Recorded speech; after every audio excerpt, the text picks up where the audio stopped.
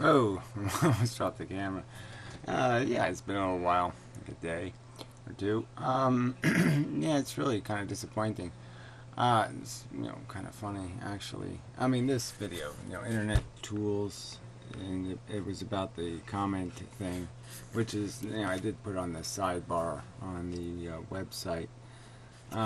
You can load it just by I can just hit a button here and it loads automatically on a page. Well, I guess I'll load a page. But anyways, the interesting thing was YouTube changed the page, and so this comment thing over here didn't work.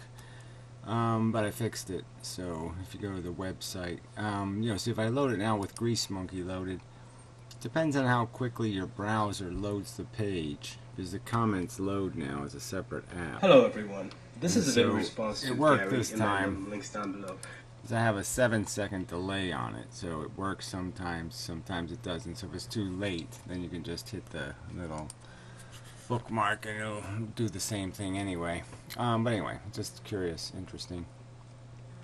So on the, you can get that on the tools section on the website and such. Yeah, it's this YouTube comment centering fix thing, so you just drag that up to your bookmarks. Up here, the bookmarks. See, there it is right there. YouTube fix. Anyway, and you just hit it as a bookmark and it will do the comment thing. So I'm going to add some other features to that, I figured out too. It's sort of interesting. But anyway, yeah, it was kind of just weird that the video, this video doesn't have any comments on it. So, I mean, it's just bizarre. I do a video about the comment box and nobody comments on it. Jeez. Why isn't this working? Must be a bug in it. Oh, it's loading it in the other page. I forgot there's 2 pages loaded. It's a weird thing. I gotta make sure it opens a new window so then it doesn't do that. You can't use it twice because it'll load it in the same page as you loaded it in before. Don't do any such thing. No. Anyway, I gotta figure out how to use this thing. No comments though. Anyway, very interesting subject. Blah, blah. It's only, only 158 views, which is weird. I mean, it sucks. And then, but even for 158 views, to have no comments, it's just amazing. Yeah, I mean, in my opinion, it's pretty, that's just dismal. So anyway, it's on the page with all the other indexes. So I'm liking it more and more. It is sort of interesting to see the comments on the other videos. So I do have an icon now for the video that it's a comment on, and the user's comment icon is there, and then the comment. And so I'll be adding some other features and blah blah blah as I get time and such. But anyway, so anyway, we're going to do a zombie picture show video. Sorry. Yeah. I don't know if there's any point, but what the hell? Hello everyone. Play with it. This is a video response to Gary and links down below. Now Gary, you say just on style points that you weren't going to like me, that just on style points we weren't going to get along. Yeah, and I explained it, and I'll explain it to you again. You're incredibly arrogant. All right? I mean, you make these declarations as if you know the truth, and then but your evidence defending your declarations sucks. I mean, it just sucks. It's not very good argumentation. It's not even close to not very good. It's just you pompously and pontificate and state it as some, you can't do this, you can't do that, this doesn't. Well, fuck you. No, sorry, you got to make a better argument than that. I mean, there's no way you're going to tell me that I can't compare the world with nuclear power plants and without nuclear power plants, or with nuclear bombs even and without nuclear bombs. I can compare 2 different worlds. One with human beings in it, one without human beings. One with life on Earth, one without life on Earth. These are things we can do. Our imagination is perfectly capable of analyzing the 2 states and says what takes place in state A and what takes place in state B. And to do the pluses and the minuses and figure out what it comes out to. And the point of Benatar's argument is that our desire, our ambition for the human race to exist is an ambition that only exists as a delusion in our brain. It's not like a necessary thing, like I gotta save that woman from being raped.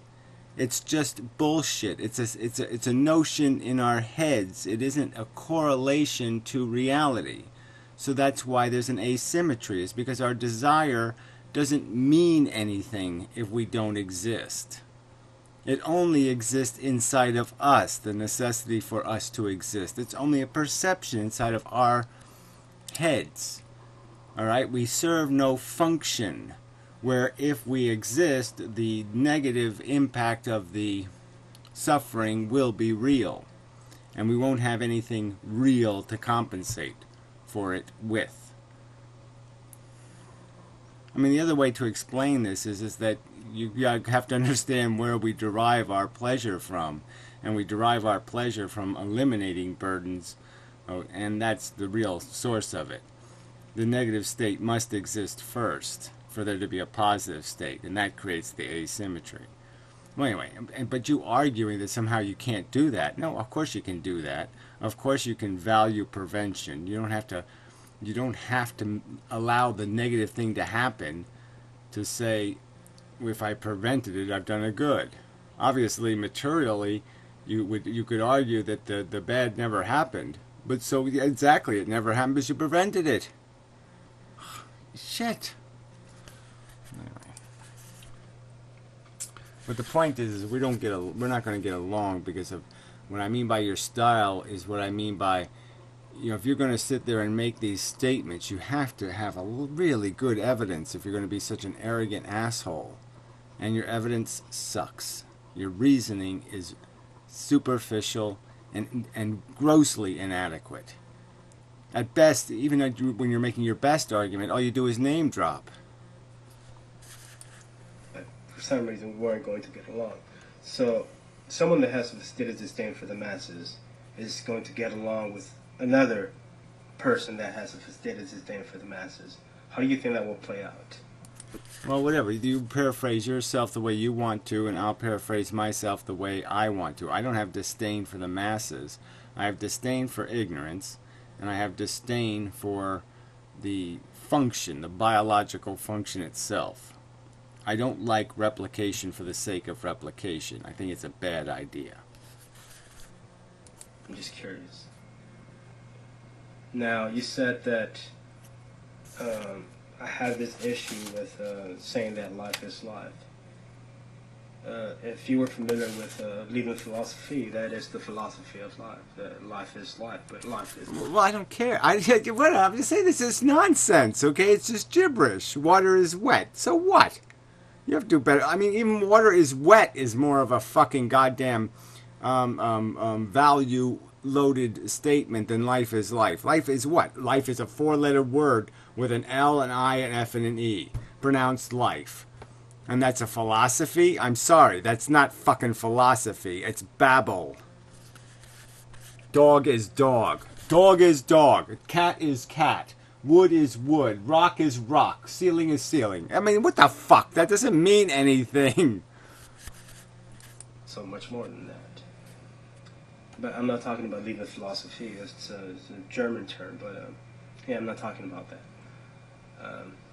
What am I supposed to say? Life is a continuous evolutionary process that will continue to adapt and change for a long time. Well, you can say that too, and that's a crock of shit. It'll continue to adapt and change. How so? As I understand the math, since the human beings showed up, we're down about, 1 million species? I mean, what's going to evolve? You mean cows, pigs, chickens, turkeys that can't walk? There's no evolution anymore. The game is over, okay? The life game as it was for hundreds of millions of years is over. Mankind exists now, okay? This is life, irradiated, genetically modified, suitable to the human purpose, okay? Life isn't lifing anymore. It's completely a controlled experiment now. A long time. That is the definition of life. Now, yeah, well, it says you. That's not a definition of life. Okay, the definition is consumption, reproduction, cannibalism, and addiction. But yeah, it's this biological mechanism that replicates, and only a portion of the things called life acquired neural networks and the capacity eventually to become sentient. So these are all different kinds of life, and so it's just stupid to say life is one thing. It's not one thing. Okay, a bacterium is not an elephant, and a frog isn't a human. I wasn't using life to define that word. I wasn't using that word to define that word. Well, when you say life is life, I don't know what the fuck else that's supposed to mean, but it's except using the word life to describe what life is, like it's supposed to mean something, and it doesn't mean shit. It's a useless statement. Ceiling is ceiling. I was, as I said, Lebensphilosophie, the philosophy. Yeah, whatever. Blah, blah, blah, blah, blah, blah, blah. Blah, blah, blah, blah, blah, blah. That's not an argument. Argument from the I can say a big word? Well, that's not an argument. Of life. Simple.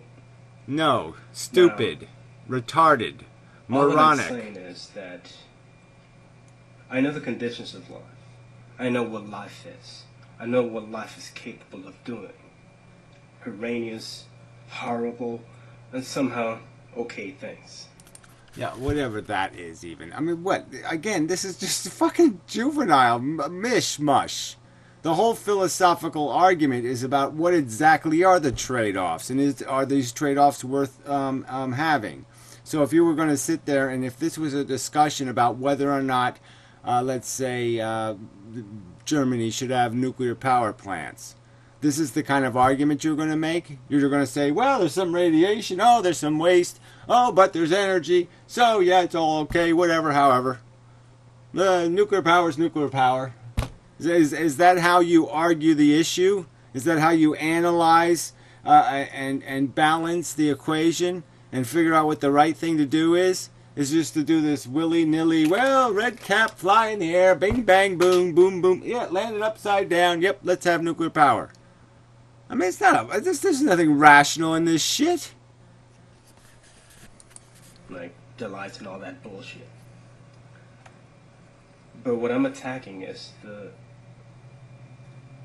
fallacy of the construction of that asymmetry argument. Yeah, well, you're saying it's a fallacy. I mean, the guy has got not only is he more, credentialed than you, but he's made a ton of arguments, articulate, detailed arguments. He's had the people make these silly responses to him, and he's counter-argued them. And your response to that is some idiotic, inane, empty, vacant accusation that somehow there's no asymmetry, but you can't compare nothing to nothing. And what am I supposed to say? That's a satisfactory counter-argument? You can't compare nothing to nothing? Sorry. Not even fucking close. Again, and I pointed out in my video, there's a real dilemma here, and you're just fucking ignoring it. Fine, go ahead and ignore it, but don't pretend you're doing something other than ignoring it. There's a real dilemma. We don't serve a purpose. We come at a cost. So it's like a car that doesn't have any wheels. It's like a car that can't move. Why would you turn the engine on? All it can do is consume gasoline. It can't go anywhere. It can't perform any function. It can't perform any value to justify the consumption. You can't do a single thing on this planet ever to do anything significant enough or great enough to justify a week of cancer therapy to be imposed on a 6-year-old. I can't think of one thing in my whole fucking life I could ever fucking goddamn do, even 1,000,000 times over, that would justify that imposition. It's a real dilemma. The asymmetry argument is erroneous because it's fallaciously constructed. That's all I'm saying. Well, yeah, that's all I'm saying. You're calling the professor fallacious. You're calling everybody who sees the argument as absolutely, quite obviously the truth. And you're calling them all idiots and calling the argument itself fallacious. Go look up the word fallacious, shithead. Okay, it's not a fallacious argument. It's a fucking goddamn rational argument that's finally somebody's eliminated all this silly bias and gotten to the truth. The argument's basically one of these arguments like, okay, what if there's a dead woman? And there's only two things in the universe, you and a dead woman. And you rape the dead woman. Okay, now what would the argument be? Where would the value be? Alright, all there is your consciousness. Okay, now it can be satisfied or unsatisfied. It will be satisfied if it rapes the dead woman. Now, beyond emotional babble and mush and silly talk and baby goo-goo shit, how the fuck could you say there was any problem here? And if somebody said, well, she has a context, she had a life. Well, okay, let's say she was born without a brain. Okay, just enough brain to keep the body alive. And that's all she ever had. It was a lizard's brain. That's all. And now she's dead. So she's a dead lizard brain. And you rape her. Is there any real crime? Is there any real harm? No. And that is the same thing that anyone's perception of accomplishment here is made out of. It's just made out of emotion. Traditional bibble-babble nonsense that has nothing to do with reality. There is no purgatory. There is no place where a bunch of people are in cages going, let me out, let me out, let me live, let me live. There's nothing to be gained because they don't need anything. And it isn't until you create the need by giving birth to somebody that you create the problem. And that's the point of the asymmetry. There is no potential for harm in non-existence. No potential for it. There's no way to lose. Okay, and the argument being made is from the non-existent position, there's also no way to win. Because there's nothing for us to do here except satisfy need we have to create first. Shit. I know what life entails. Now, you mentioned that example of the nuclear power plant. Yes, jobs. You want this job, but you don't want this job to melt your face. You want this high, but you don't want that high to kill you. I understand that. No, it's not about killing you. Again, it's about the other victims. So again, you've got to understand the fucking argument that's being made isn't about what people think about their lives. It's about what the practical truth is of their life. And again, it is about whether you have a right to make victims. Do you have a right to impose on somebody else the status of victim to gain your perception of accomplishment? Which is just a perception. There's nothing you can't rationally demonstrate the accomplishment. You can just say, oh, I think it feels so good that it's worth imposing suffering on them. That's not logical. Past that, last minutes of that video, you said that I keep pretending that there's value in the existence in human beings.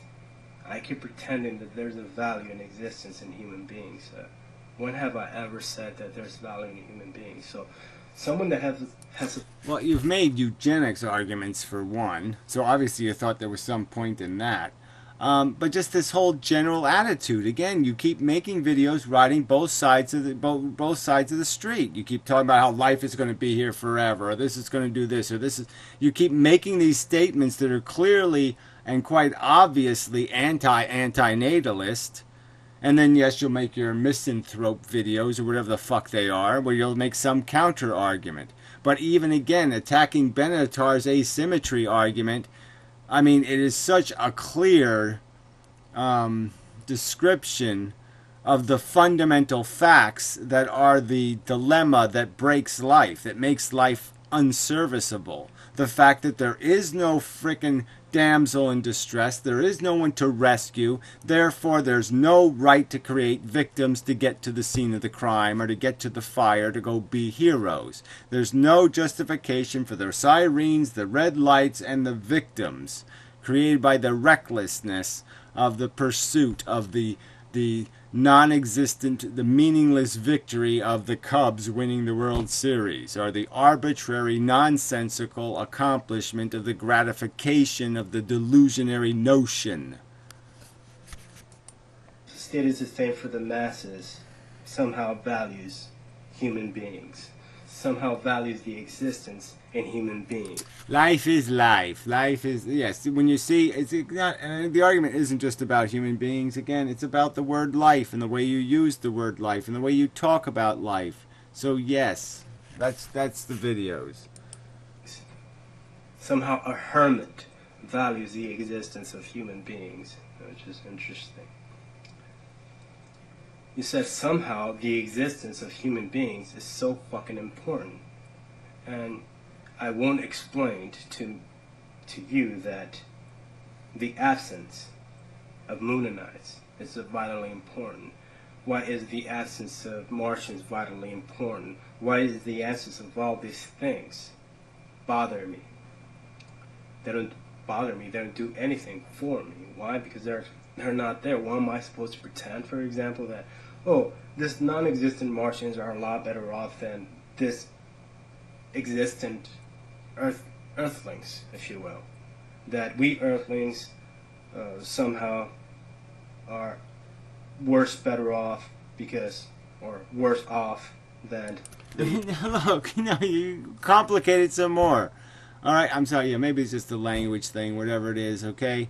But no, the argument was just simple. If we are certain that we are value and that we are making value, that we essentially have a gold-making machine here, this life-existing thing, this consciousness thing, then why wouldn't we look at the other planets and bemoan their absence of super cool consciousness? Well, the reason is because we have an affinity to consciousness like racists have affinity to their race.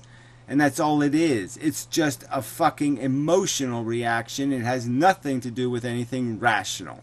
We don't even, in our own minds, logically or rationally perceive the value. It's all ego-driven, as stated in the video. The word ego-driven was used, okay? It's all just a perception of ego.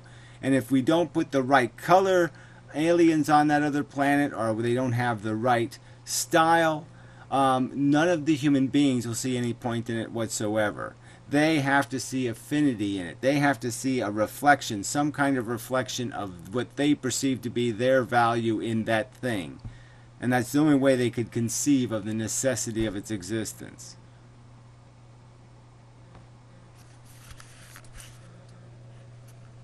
Moonanites that don't exist. That somehow non-existence has value. Non-existence doesn't have value. If you want to put a value to it, it's zero. I'm not here to play pretend. I'm not here to follow that argument. For example, have that thought exist. Well, that's part of the rules of philosophy is thought experiments, because especially in discussions about value, because value doesn't have any material component. It can only be understood as relationships, and it can only be understood through imagining situations. Okay, you can't make the situation first. You can't, blow up the biggest bomb in the world and learn something from it, and then have a discussion about it. There's no way to test some realities. You have to imagine them, or you have to understand them as, like, you would understand that if I let smallpox loose, that there would be implications to that we could understand. But you wouldn't do the experiment in reality, and thought experiments serve that purpose. It's a way of doing the experiment without using your imagination, so now you don't have to actually do something in the physical world, the material world. But yeah, they're valuable in getting to the truth, and the truth is, again, we don't look at the other planets and have much of an indication of some sort of missing. We don't. And we are in the same circumstance. The presence of life on Earth the absence of life on Earth would be no more of a significant event than the absence of life on Venus. It would be a meaningless event. There is no negative component to it. So there's absolutely no reason not to steer our planet in that direction. that non-existence is better than existence. I'm not here for that. I'm here to play logical fucking sense. I'm not here to say, oh, non-existence is a lot better off than existence. I'm not here for that because non-existence... Yeah, well, whatever. See, again, so that's like saying, again, this is no different, it really isn't, than any other kind of value-weighted question. So you're going to ask the question, is it a good idea to build nuclear power plants when we don't have a fail-safe way to do it? And you're going to balance the equation. You're going to say, is it worth creating these victims? Is their pain and suffering worth what we gain by having them? Is the people who are going to get it not only shoved in their backyard, but shoved right up their ass in the worst possible way possible? We're going to pay the full price, the full measure of the price will be dumped on them. Is that an acceptable cost for what we gain? And you're going to face that question with, I don't have any imagination and I refuse to use what imagination I do have. Well, screw that. Existence is non-existence. There's no value to that. Now, well, quite obviously, the value of preventing somebody from getting cancer or something, there's value. You can't say there's no value to it. It's just stupid. If you prevent something from happening, it's a value component to the prevention. The fact that you prevent something from existing doesn't mean that the fact that it doesn't exist means that nothing would have happened if it had existed. Of course, something would have happened if it had existed. And you've prevented the what would have been. And it's obviously a value. You can't steal that from the reality. We could actually add value to something that we can compare. For example, pain and joy. We can compare that. But if we compare... I don't think you can compare it. So again, I don't even think that's true. You're going to make this whole argument down the rest of this thing. You're just going to repeat this shit over and over again. That somehow these are symmetrical things. That joy and suffering are pain and pleasure these are reciprocals. Even reciprocals in some way. That they are somehow symmetrical. How are they symmetrical? How is a birthday party? How is the liberty to drink in restaurants symmetrical to the 30,000 people killed on the highway by drunks?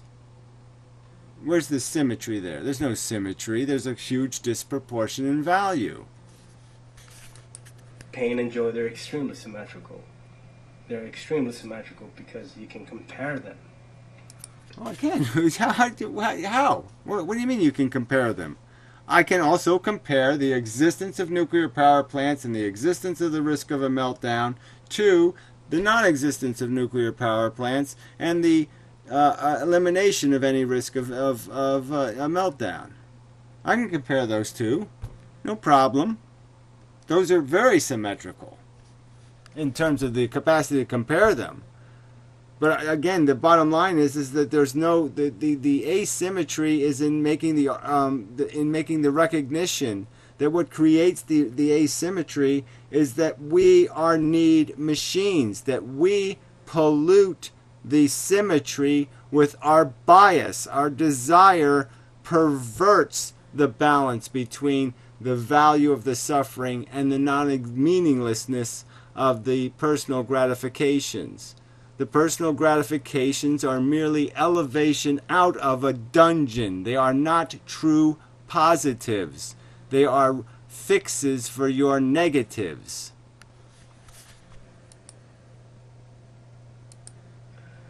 And you said that the answer is obvious, that I have a personal addiction, that I have a personal bias, and I have allowed that bias to destroy my perspective, which is interesting because I'm just attacking the asymmetry argument here. Yeah, well, again, and you're attacking it with this idea that somehow you're negating not only the weight, the value of suffering, but you're basically saying that somehow it all balances out by your definition, by your declaration. And if some human being says it's worth it, that means it's worth it. They don't have to prove it or demonstrate it or logically argue it. They just have to say it. Well, bullshit. It's not subjective. It was sort of questioning the whole hunger and desire, the hunger that's cannibalism and consumption, and the desires which are addiction and reproduction, wants and needs. Not that complicated to understand, but if... Well, whatever, again, you just keep saying it. It is complicated, quite obviously. There's 7 billion people on Earth, and they all have an individual fucking philosophy. So I guess it's a little bit fucking complicated. All right, so just to throw these two words out there with no qualifiers, no explanation, I think this is just bullshit. You're going to keep doing it.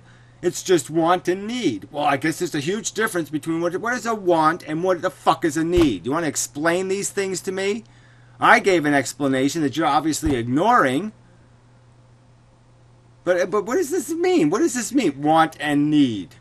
Need for what purpose? Again, so are you telling me that it's a fact of the universe that your survival is needed? You need to survive? The universe needs you to survive?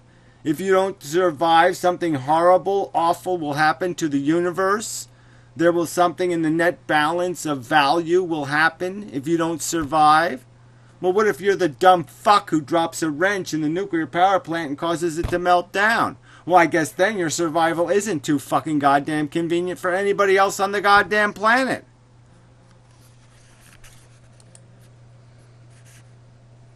If you want to add more qualifiers than that, then by all means.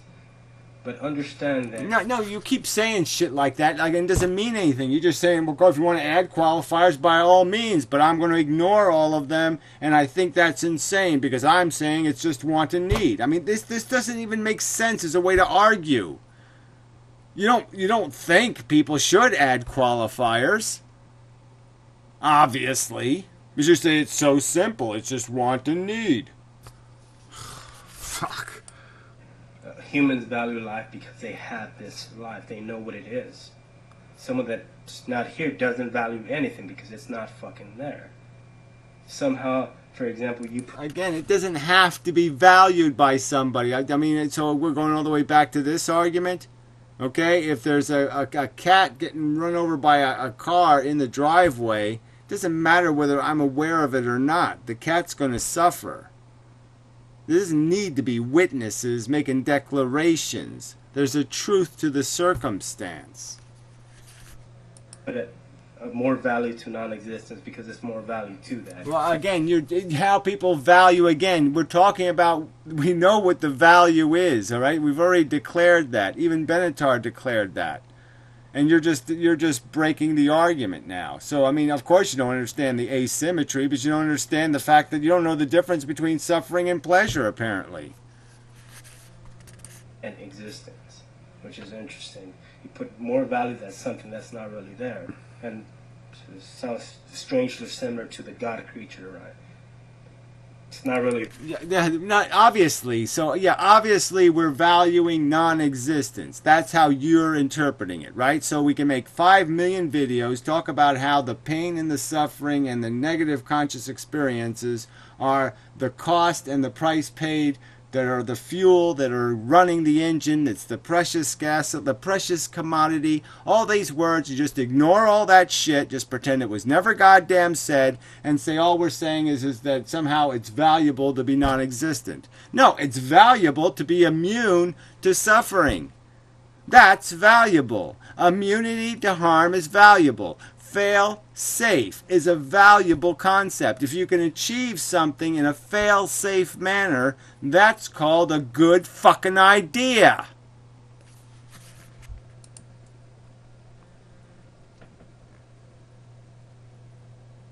There, but somehow that motherfucker has value. Because, hey, we're watching everything you do, which is interesting.